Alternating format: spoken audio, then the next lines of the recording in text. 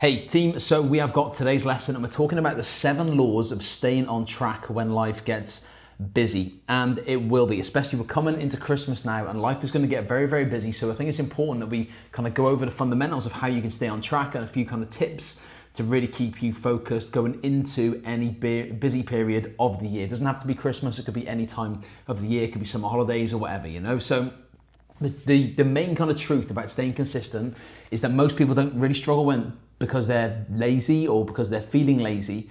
They struggle because their life is pretty full, okay? Now these 7 laws and 7 principles are really gonna help you stay on track when everything starts to feel a bit stacked against you, a little bit kind of an uphill struggle, and they're real strategies for real people that have worked in real life, okay? So we're gonna go through them all right now. Law number 1, the rule of 80%. I talk about this one a lot, don't I? But it's very, very important that we get this one nailed because it's probably the key fundamental of everything when it comes to making progress with your health and fitness in a sustainable way.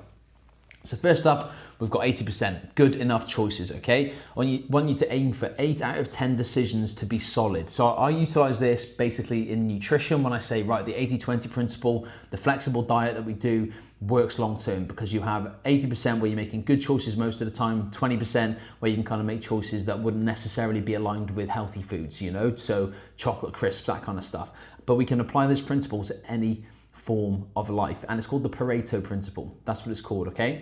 Now, the flexibility zone is the 20%, so this is going to be room for flexibility, for room for life, celebration, spontaneity, eating out, that kind of stuff, okay? So I want you to stop chasing perfection because perfection is not sustainable. I would much rather you be imperfectly consistent, okay? 8 out of 10 choices being good enough. That is what we're looking for. This is how busy CEOs, busy parents, professionals, real human beings make genuine change without burning out and without feeling like they've failed if they don't go perfectly to plan. So progress over perfection as always. Law number 2, the 10-minute minimum. Okay, now this is a really, really good one. So this is just basically when you do something for 10 minutes as a minimum requirement. It could be a walk, okay, fresh air and movement. It could be a quick like bodyweight circuit at home. That could be like squats, lunges, press ups, whatever, okay? Just a little circuit for 10 minutes. Could be a stretching session just to relieve some tension and improve your mobility, okay? Consistency beats intensity every single time. So if you do 10 minutes every single day, if you didn't have 45 minutes per day this week, if you've got a really busy week, 10 minutes per day, boom, it's better than doing nothing, isn't it? So just give me 10 minutes. Now this keeps your identity as someone who moves even when life is crazy, who moves to have a strong life, a strong foundation in life. And the exercise isn't necessarily just about losing weight or getting in shape. It's about having that kind of anchor in your day to really set you up for the day. Early exercise, generally very, very good for setting you up for the day. Your food tends to follow, your step count tends to follow. If you can get it done early in the morning, that's great. And if it can only be 10 minutes, that's fine. Okay, so we can find a way around it. The 10-minute minimum is another way if you're really busy.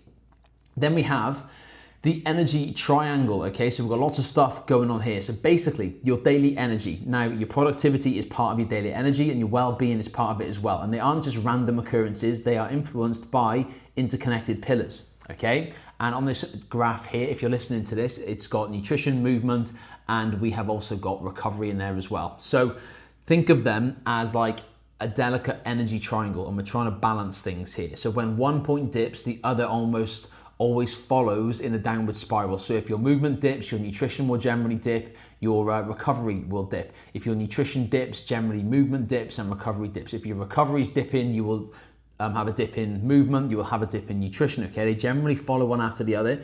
Now the goal isn't to be perfect, but rather to cultivate the balance between these things, and they cross over to make it all kind of like blend together in a nice unique little shape here, okay? So consistent adjustments in just one area can create significant ripples across all 3. So if we are just trying to get a nice balance of everything, you constantly have energy. So if you're 80% movement, 80% nutrition, 80% recovery, boom, you're in that sweet spot where all of 3 will cross over and interconnect, and you will really create a nice healthy lifestyle from that. So we have movement. This could be 10 minutes, just to shift your day, a 10-minute brisk walk like I spoke about before, that 10-minute thing. It could even be 5 minutes of stretching, you know, something to keep you moving. Nutrition would be fueling your body intelligently. That's directly going to take you towards your end results by having more energy and more kind of like an easier recovery level.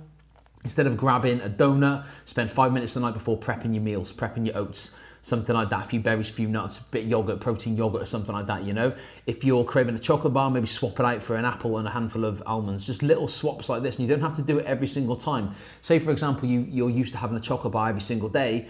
How about you have a chocolate bar 3 days a week and you have an apple and some almonds for the other 4 days a week? You know, little changes like that go a long way. And then recovery is more than just sleep. Recovery helps your body actually progress. It's really going to help your body recharge, helps your brain recharge as well. And it just helps you from a motivational standpoint, physically and emotionally, because it gives you that little bit of a break so you can continue to go and kick some ass the next day. So the power lies in the synergy of these three things: movement, nutrition, and recovery. And when you can get them synergized together, then everything works. If you get a good night's sleep, you're more likely to get up and do a good bit of movement in the morning. You're more likely to stick to your nutrition later that day. It all kind of works together, okay? Conversely, if you have a poor night's sleep, it might skip you, lead you even to skipping your workout, and then you're more likely to have a high sugar breakfast, you know, and you'll feel sluggish all day. So they work, they interconnect, okay? So let's make sure we're really, really focusing on that. Law number 3, don't know where the photo image has gone there, but that doesn't matter. The 3 p.m. decision point. So this is the critical moment in the day where most people fall off track. 3 p.m. is a bit of a tough moment of the day. Low energy, cravings kick in, stress builds up. So what I want you to do in this situation, a couple of tips here: grab some water or herbal tea, you know, hydrate. Maybe if you're really, really hungry, get a protein snack. So it could be beef jerky, it could be some boiled eggs, you know, it could be protein bar, protein shake, whatever.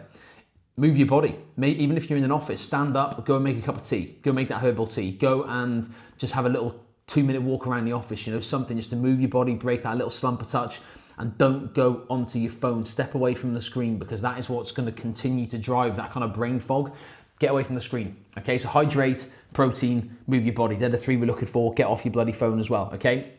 Have a plan for 3 p.m. Or it could be 2 p.m. or it could be 4 p.m. Whatever you feel, you start to have a bit of a crash, which you will have, and then just have a little plan for it and think, right, if I'm feeling this, I've got a herbal tea here, or I've got my jug of water, big glass of water, big bottle of water, whatever to drink, you know. I'm going to get up, I'm going to do 2 minutes of stretching. Have a little strategy in place, and it will lead you into a much better afternoon. Law number 5. So again, I don't know where the image has gone, but never mind, it doesn't matter. Weekends, the weekend survival system. Something that I try and teach you guys is how to cope with the weekends. Now, weekends aren't for starting again every single Monday. They're for maintaining momentum and going and propelling forward from that Monday, okay? Not trying to be a saint at the weekend, but you don't want to derail all your good work in the week because we've lost a bit of structure, all right? So your weekend system is as follows. Continue to hit your step target. There's no excuse really. You can still get up, you can still walk.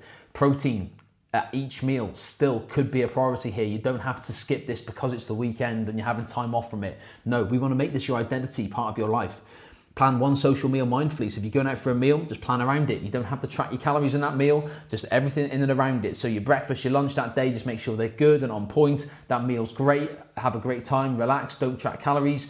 Breakfast the next day, back on show, okay? Drink smart, stay hydrated. If you're going out on the lash, after every alcoholic drink, have a glass of water. Works wonders, trust me, and stay within the 80% rule. Keep that kind of mindset all weekend. If you're feeling like you have to be perfect at the weekend to make progress, you don't. You can relax, you can have chocolate, you can have cake, you can have a glass of wine or two, and it's not a problem. Obviously, the less of that you have, the faster your results will be because you'll start Monday in a great place. But I do want you to have a little bit of something to kind of satisfy your mindset more than anything. I don't want you to crash and burn because you're trying to be perfect, okay? This is how you keep the progress rolling into the next week instead of restarting every single Monday. Law number 6, the 2-day rule, right? And so 2-day rule, really, really good one. Day 1, life happens. You missed your routine, completely normal. Don't worry about it. Day 2, you just get back on it. Return your habits immediately. No guilt, distraction. Don't just think, oh, I'll start again on next Monday. If this happens on Wednesday and now it's Thursday, don't think I'll start Monday. Just get back on plan, guys. Never miss it twice. And then the day after, your momentum is going to be restored. You've prevented the spiral because you nipped it in the bud and you carried on. Never miss twice. If you miss once, fine, it's going to happen. Don't miss twice. Don't make 2 days in a row, okay? Even if you miss once and then you have 2 days back on it, then you miss once again, then 2 days back on it, that's better than missing 1, missing 2, missing 3, okay? The single rule alone saves people from spiraling. It keeps genuine progress moving forward. So remember this one as well. 1 day off is absolutely fine. That's maintenance. 2 days off starts becoming a bit of a habit and a bit of a pattern.